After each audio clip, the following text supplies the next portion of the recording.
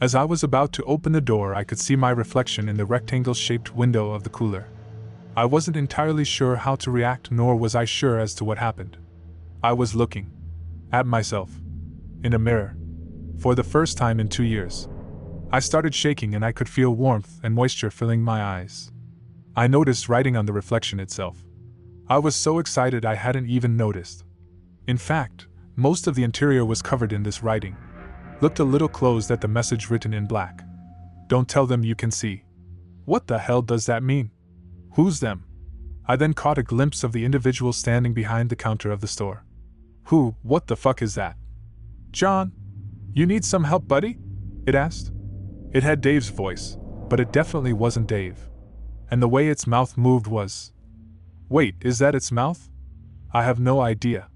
I was staring at something that was at least 6 feet tall. Grotesque and eldritch was the only way I could describe it.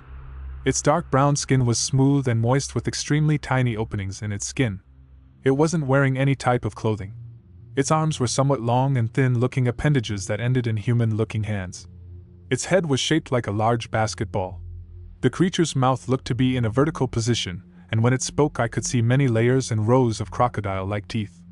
Here, John, let me come help, it said. Its voice had changed as well. It was gurgled and sounded like it was being put through a filter. As it moved I could hear it squish against the floor. That's the first time I've ever heard that. Why am I hearing that just now? Why have I never heard that before?